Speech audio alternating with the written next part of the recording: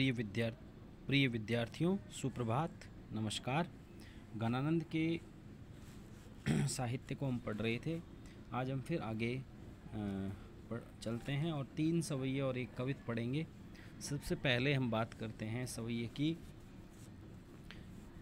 कितको ढरी गो वह ढार हो, जिहि मोतन आँखिन ढोरत है। अरसानी गही उही बाणी कछु, सरसाणी सो आनी निहोरत है। गन आनंद प्यारे सुजान सुनो, तब यों सब भांतिन भोरत है। मन माही जो तोर नहीं तो कहो, बिसबासी स्नेह क्यों जोरत है। कित शब्द का अर्थ यहाँ कहाँ है? कित को ढरी गौ वह ढार।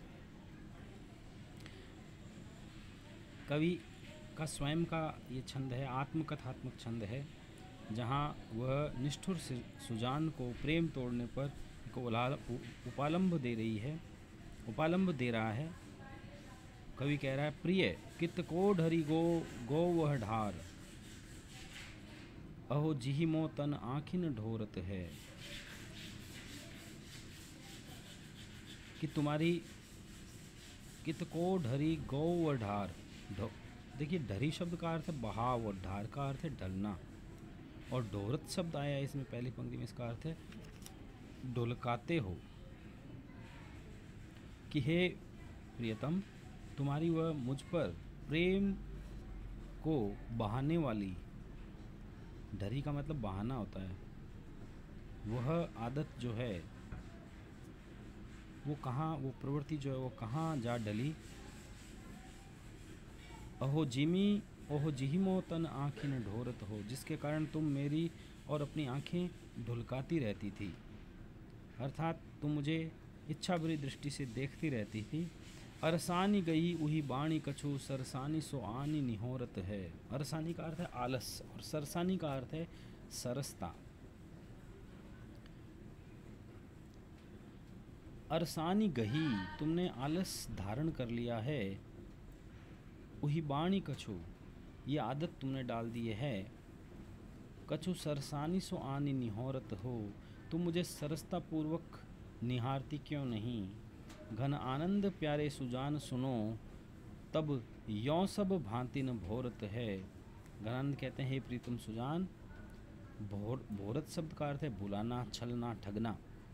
कि तुम मुझे इस प्रकार ठगती क्यों हो। मन माही जो तोरन ही तो कहो, विश्वासी स्नेह क्यों जोरत है। कि तुम्हारे मन में यदि तोड़ लेने की तुमने यदि ठान ली है, तो हे विश्वास में, स्नेह में तुम मेरे साथ घात क्यों कर रही हो, स्नेह का संबंध क्यों जोड़ रही हो।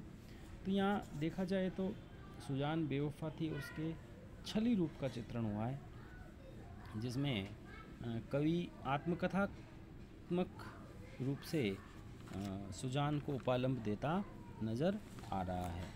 अब हम आगे चलते हैं अगले सवैये की तरफ, जिसमें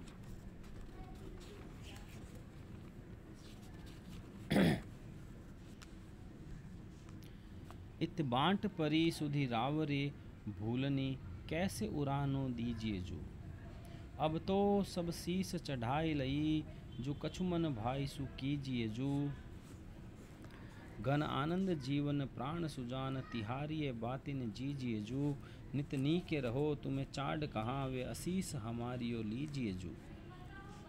ये जो सवैया है, इस सवैये में कवि वियोगग्रस्त है, विरह में जल रहा है, और उपालंब शैली में कवि का आत्मकथन है कि हे प्रिय सुजान, इत बांट परी सुधी रावरे भूलनी, कैसे उराहनो दीजिए जो। कि इत बांट परी मतलब, इत बांट परी का मतलब हिस्से में आना। मेरे हिस्से में तो तुम्हारी सुधियाँ हैं, यादें हैं, स्मरण करना है। रावरे भूलनी, और आपके भूलना। रावरे का मतलब आपके भूलना। कैसे उड़ानो दीजिए जो, बताओ मैं तुम्हें कैसे उलाना दे दूँ, उपालम दे दूँ, क्योंकि मेरे भाग्य में तुम्हें याद करना और तुम्हारे भाग्य में मुझे भूल जाना लिखा है। अब तो सब शीस चढ़ाई लई,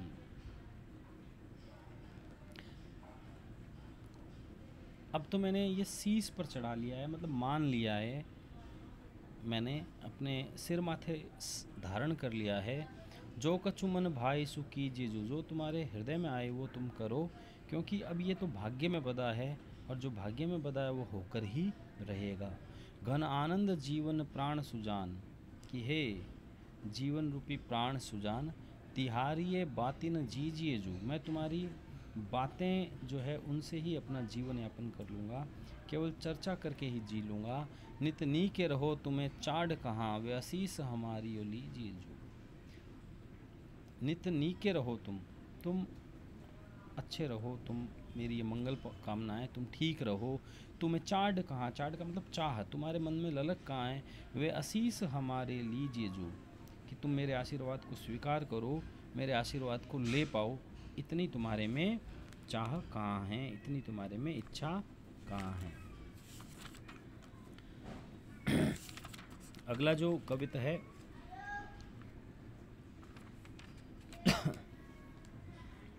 अंतर में वासी प्रवासी को सो अंतर है, मेरी न सुनत दैया आपनियो ना कहो।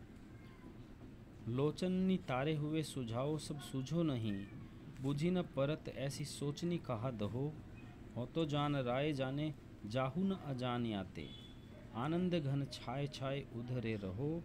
मूर्ति मया की हाहा सूरती दिखेई ने को, हमें खोए या विधि हो कौन धो लहा लहो। ये जो कवित है, इस कवित की पहली पंक्ति हम देखते हैं। अंतर में वासी पे प्रवासी को सो अंतर है, मेरी न सुनत दैया आपनी ये ना कहो। यहाँ वियोग में उपालंब दिया गया है प्रीतम के प्रति कि हे प्रिय सुजान, अंतर में वासी, अंतर का मतलब है हृदय, हृदय में आप बसे हुए हो। प्रवासी को सो अंतर है, फिर भी तुम्हारे और मेरे बीच में जैसे कोई दूर गया हो वैसा अंतर है। मेरी न सुनत दैया आपनी ना कहो, ना तो आप मेरी बात सुनते हो, ना आपनी यानी अपनी कहते हो। लोचननी तारे है, तारे हुए सुझाओ सब सूझो नाही, बूझी न परती ऐसी सोचनी कहा दहो।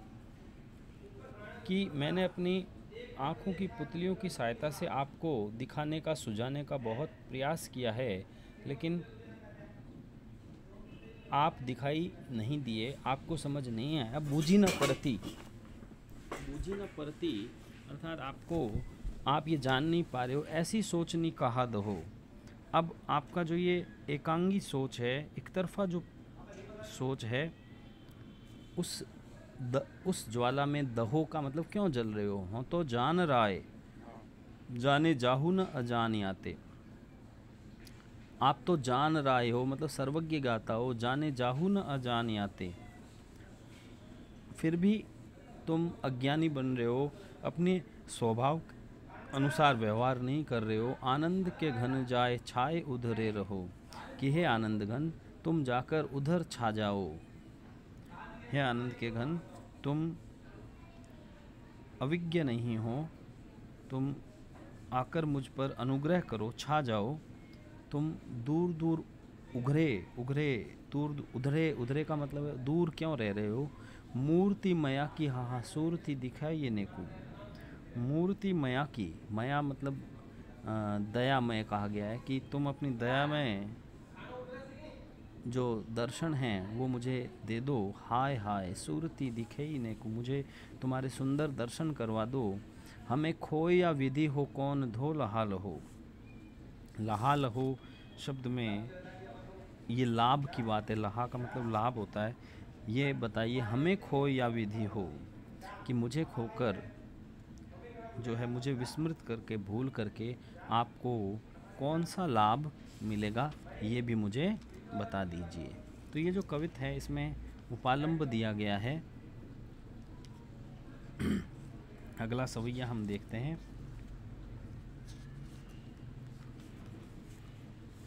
अगला जो सवैया है इसमें नायिका अपनी सखी से नायक के मिलन के क्षणों का चित्रण कर रही है। मधुरता का भाव है, संयोग श्रृंगार का चित्रण है।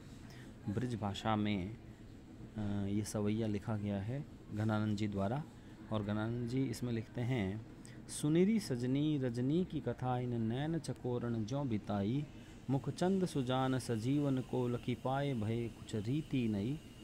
अभिलाषनी आतुरताई घटा तब ही घन आनंद आनी छई। सुबिहातिन जानी परी भ्रमसी कब है विश्वासिनी बीत गई। कि हे सखी, रजनी की कथा इन नैन चकोरण ज्यों बिताई। कि मेरी चकोर रूपी आंखों ने उस सुंदर रजनी, सुंदर रात जिसमें मेरा और प्रियतम का मिलन हो रहा था, वो मैंने कैसे बिताई। नैन चकोरण, मेरे नैन चकोर बन गए। मतलब ये रूपक अलंकार, आंखों को चकोर बताया गया और प्रिय के मुख को चांद बताया गया है। मुखचंद सुजान सजीवन को लखी पाए भय कुछ कछु रीति नहीं। कि मेरे चकोर रूपी नेत्र जो हैं वो जीवनदायक जो सुजान के मुख रूपी चंद्र को देखकर मैंने कैसे व्यतीत किया, मैं तुझे बताती हूँ। अभिलाषनी आतुरताई घटा,